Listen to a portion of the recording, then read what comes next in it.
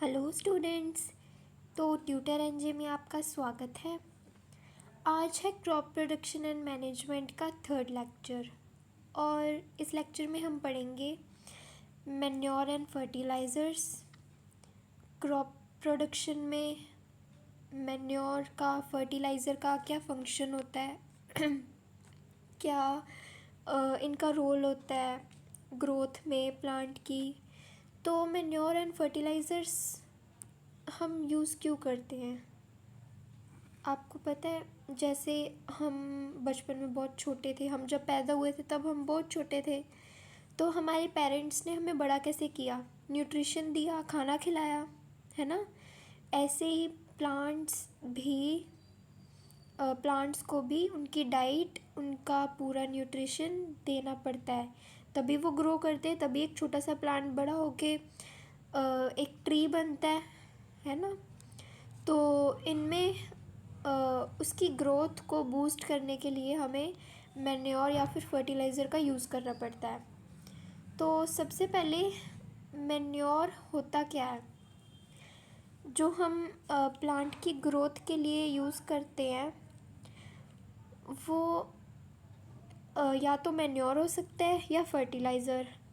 जो मैन्योर होता है वो नेचुरल फॉर्म में एग्जिस्ट करता है। एंड मैन्योर बनता कैसे है? जैसे कोई प्लांट या फिर कोई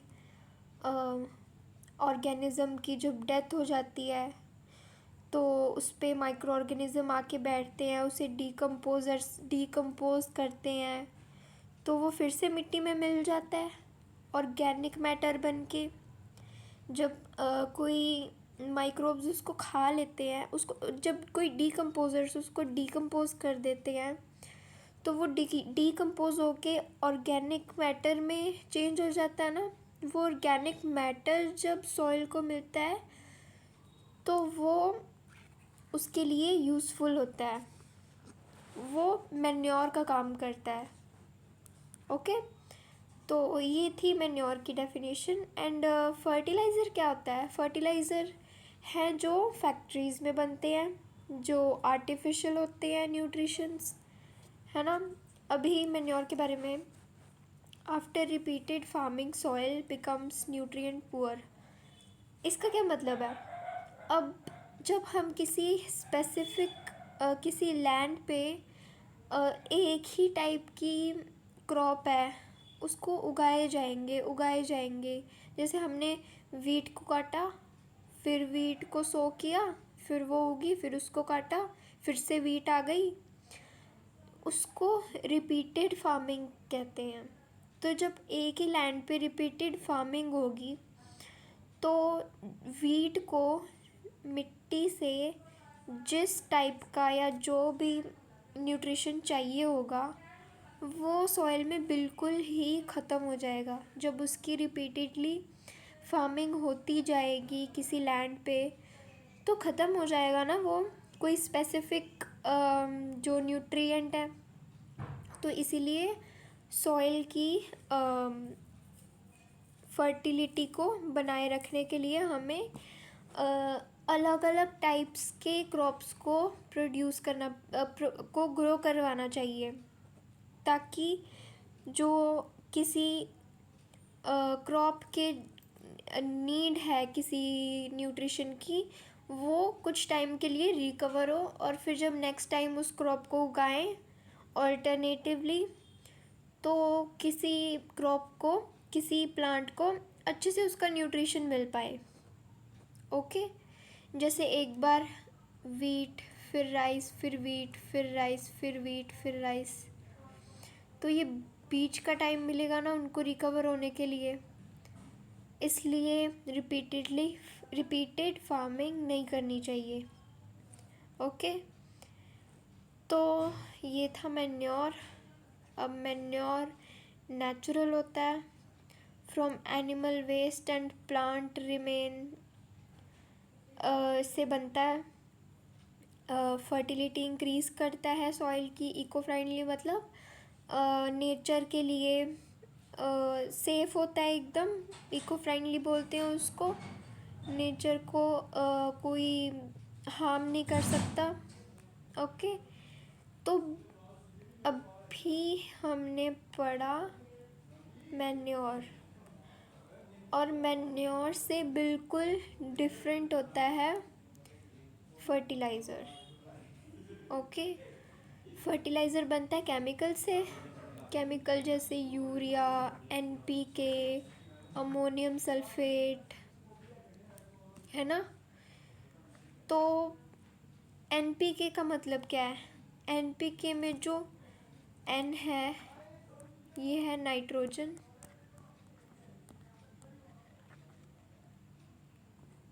पी है फॉस्फोरस,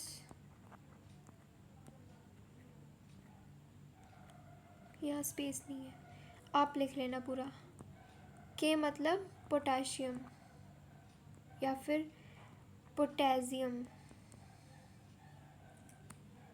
ओके, इस टाइप के जो केमिकल्स होते हैं वो उनको बोलते हैं फर्टिलाइज़र्स। ये केमिकल होते हैं, सिंथेटिक होते हैं, मैन मेड हैं, फैक्ट्रीज़ में बनते हैं, है ना। मैन्योर से बिल्कुल अलग हैं क्योंकि नेचुरल नहीं है बिल्कुल भी।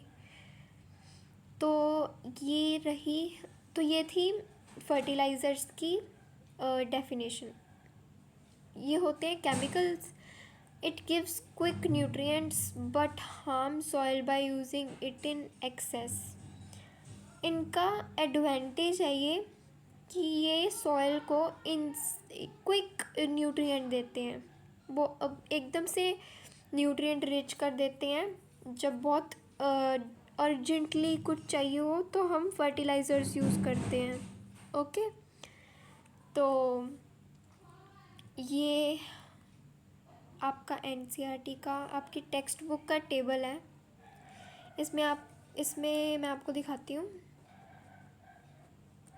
तो fertiliser is a man made inorganic salt. Inorganic मतलब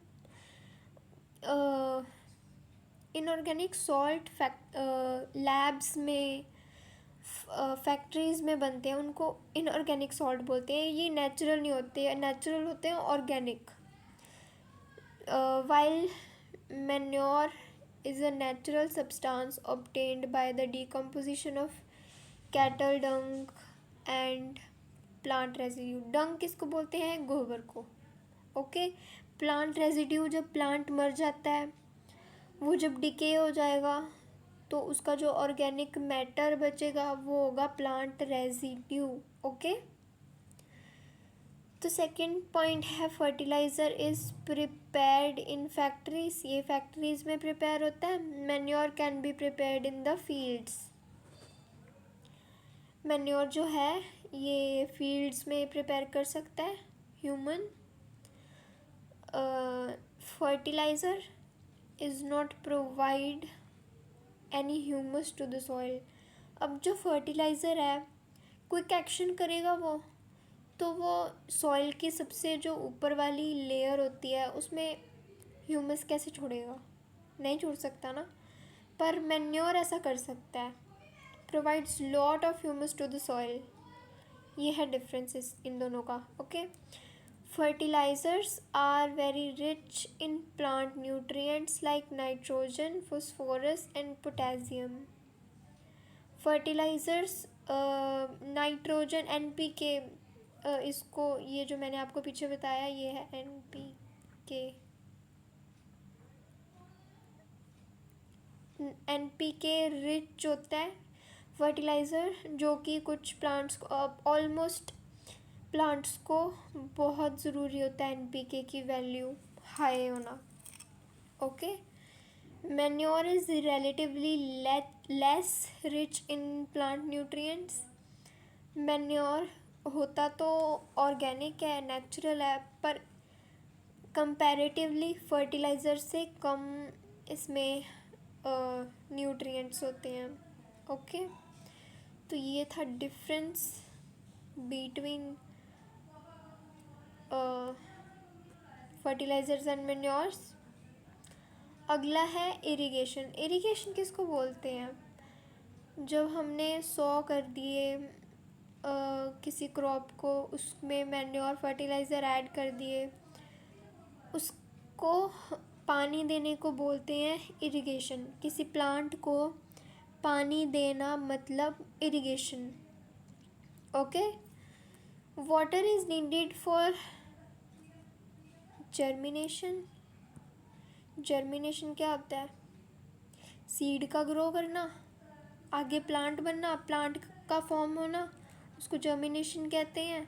न्यूट्रिएंट एब्जॉर्प्शन। देखो, जब हम किसी प्लांट में वाटरिंग करेंगे, अभी ये सॉइल है ना, सॉइल में है न्यूट्रिएंट्स जो कि डेड डीके मैटर से मैन्योर बन चुका है या फिर फर्टिलाइज़र हमने डाल दिया है ना। अभी हम जब इसको पानी देते हैं तो वो न्यूट्रिएंट्स पानी में मिक्स होके ट्रांसपिरेशन की हेल्प से यहाँ प्लांट के बाकी पार्ट्स में ऊपर की तरफ जाती हैं न्यूट्रिएंट्स। तो न्यूट्रिएंट्स के ट्रांसपोर्ट होने में वाटर जो है उसका रोल होता है। ओके। अभी आपने प्रीवियस क्लासेस में पढ़ा होगा जाइलम के बारे में, फ्लोएम के बारे में, है ना। जाइलम जो होता है, ये न्यूट्रिशन पानी के थ्रू प्लांट के हर पार्ट में पहुंच जाता है। ओके। कूलिंग इन समर, पानी से ठंडक मिलती है। Traditional methods. ट्रेडिशनल मेथड क्या होंगे इरिगेशन के? मोट, चेन पंप एंड ढिकली। अभी मोट क्या होता है? वेल, जैसे वो कुएं होते हैं उनमें पुली लगी होती है ना, उसमें पुली की हेल्प से पानी को बकेट में खींचा जाता है भर के, और बकेट को स्प्रेड कर दिया जाता है फील्ड में फार्मर के थ्रू। ओके। उसके बाद आया चेन पंप। चेन पंप में क्या होता है? एक लंबी सी पाइप होती है, उसके थ्रू चेन होती है एक बहुत मोटी सी लंबी, उसमें स्पाइरली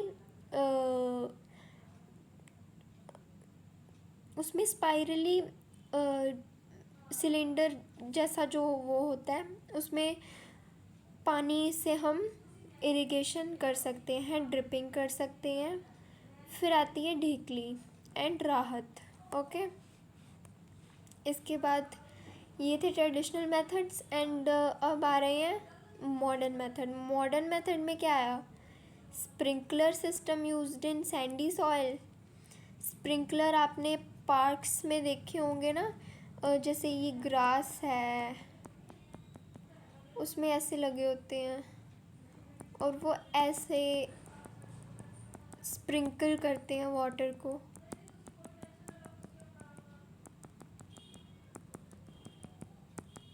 है ना। तो ये होते हैं स्प्रिंकलर। उसके बाद आया थोड़ी और advance technology, ideal for water saving, reaches directly at root zone. Drip system क्या है? ड्रिप सिस्टम बहुत यूज़फुल होता है इरिगेशन में। क्यों? क्योंकि ड्रिप सिस्टम में हम जो है पानी डायरेक्टली पाइप्स के थ्रू रूट्स को देते हैं। तो इससे क्या होगा? पानी की सेविंग, पानी वेस्ट होने से बचेगा। ये अभी यूज़ हो रहा है, जैसे राजस्थान है और जगहें हैं जैसे जहाँ पर पानी बहुत कम है ना, तो उन जगहों पे ये ड्रिप सिस्टम यूज़ करते हैं ताकि सेव हो पानी, और जितना प्लांट को नीड है उसको उतना ही पानी मिल सके। ओके। तो ये था आपका irrigation and manure and fertiliser. तो अगले टॉपिक्स हम नेक्स्ट लेक्चर में कंप्लीट करेंगे। Okay. Till then, best of luck.